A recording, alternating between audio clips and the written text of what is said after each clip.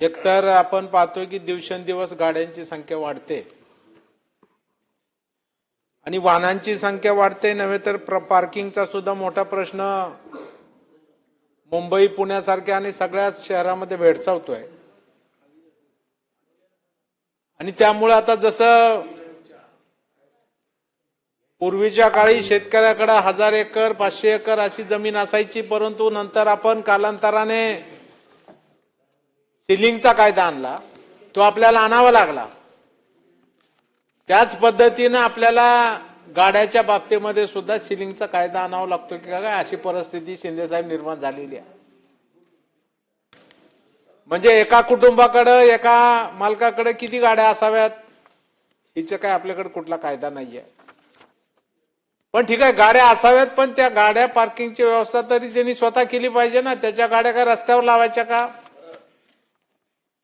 म्हणजे आज मुंबई सारख्या पुण्यासारख्या शहरात तर भाऊ आपण बघितलं, सकाळी जर आपण फिरायला गेलो तर इकडून गाड्या म्हणजे त्यांच्या त्या घरासमोर उभ्या असतात आणि मधून जाणं कठीण होतंय। आपण सुद्धा अनुभवलेलं असेल। म्हणजे या बाबतीमध्ये सुद्धा आपल्याला काही धोरण आणावं लागेल। त्यामुळे याही बाबतीमध्ये आपल्याला प्रकर्षाने विचार करणं परिवहन मंत्री महोदय गरजेचं आहे आणि मग तेही आपण त्याकडे जावं अशी आमची विनंती आहे की शेवटी परिवहन सारखं आता आमचे मित्र अहिर साहेबांनी सांगितल्याप्रमाणे ह्याच्यामध्ये खूप व्यापक असं एक खातं आहे। नुसतं आरटीओ नुसती एसटी याच्या पुरतं हे मर्यादित खातं नाही। म्हणून याच्यामध्ये मंत्री महोदय नवीन काय आपण करू शकू की हे कोणाच्या काळात झालं तर हे सरनाईक साहेबांच्या काळामध्ये झालं, इतिहासामध्ये त्याची नोंद झाली पाहिजे। तेव्हा त्या अनुषंगानं आपण आता एक तर एकीकडे आपण असं म्हणतो की 15 वर्षानंतर गाडीच ठेवायची नाही, ती स्क्रॅप झाली पाहिजे कारण ते प्रदूषण वाढतंय। आजही आपल्याकडे 30 वर्षाच्या गाड्या चालतायत, दूर सोडत चालतायत, त्याचं किती मोठं प्रदूषण होतंय त्याच्यावर कोण कारवाई करत नाही। त्या गाड्या तशाच चालू आहेत, वापरामध्ये आहेत।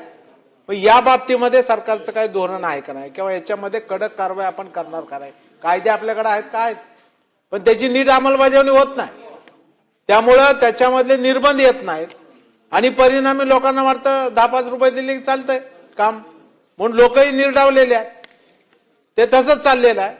त्याच्यामुळे या माध्यमातून सुद्धा निश्चितपणानं आम्ही आपलं जरी स्वागत करत असलो तरी सुद्धा खऱ्या अर्थानं जर आपल्याला प्रदूषणाच्या दृष्टिकोनातून उपाययोजना करायची असेल तर मला वाटतं की ईव्ही वाहनाला प्रोत्साहन जास्ती पद्धतीने आपल्याला कसा देता येईल याचा विचार आपल्याला केला पाहिजे। मंत्री महोदय, आम्हाला तर असं वाटलं की हे बिल याच्यासाठी आपण आणलेलं विधेयक की ईव्ही वाहनाला करातून सूट दिलेली आहे।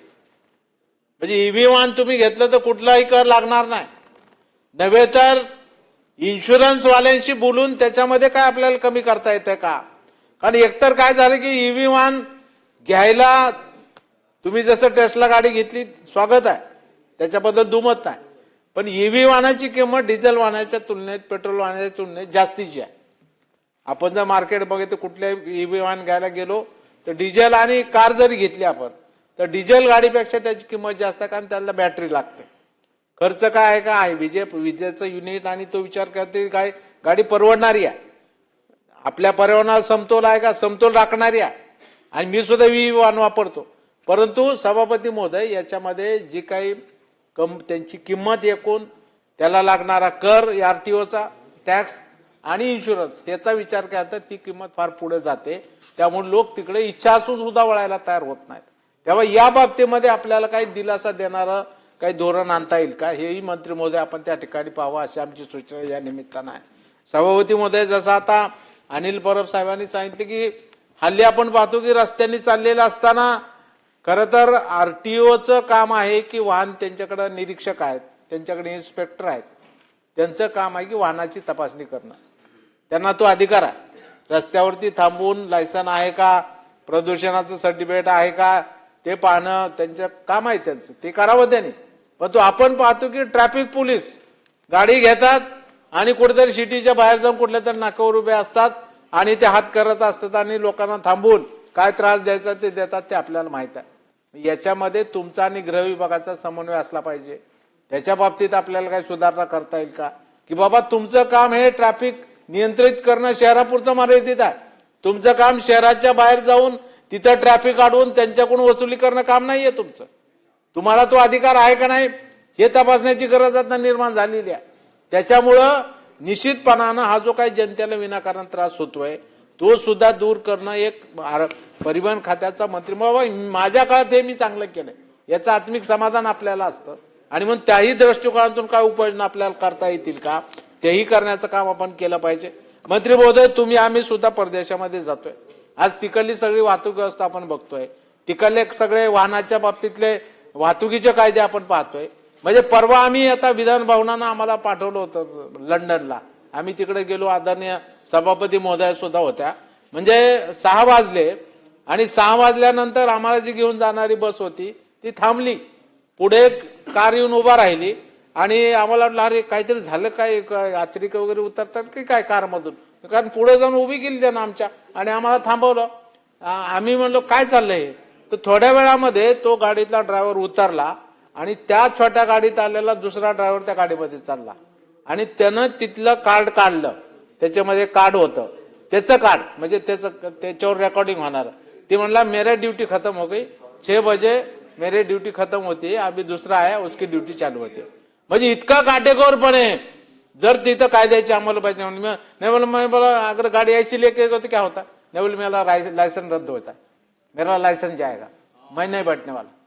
म्हणजे त्याची रेकॉर्डिंग भाऊ त्याच्यामध्ये त्याचं कार्ड दिलेलं त्या ड्रायव्हरला आणि त्या ड्रायव्हरनं किती तास गाडी चालवली याचं कंट्रोलिंग त्यांच्याकडे आहे, सरकारकडे. ते तिथं बघून म्हणजे मंत्री महोदय हे आपण नुसतं बघणारच आहो का? ही अंमलबजावणी आपल्याकडे का होऊ शकत नाही? आपल्याकडे तर वाहनाची एवढी अमर्याद संख्या, म्हणजे एकीकडे वाहनं इतके, पुन्हा त्याचे अपघात, लोकांचा प्राण जातो, जीव जातो. का तर रात्री आपण म्हणतोच ना रात्रभर गाडी चालवली असेल, म्हणजे दिवसाही तो गाडी चालवतो आणि रात्री गाडी चालवतो. का तर बिचाराला जास्त पैसे कमावायचे, ओव्हर टाइम करायचा, गरिबी असते, त्याच्या पुढे तो करतोय.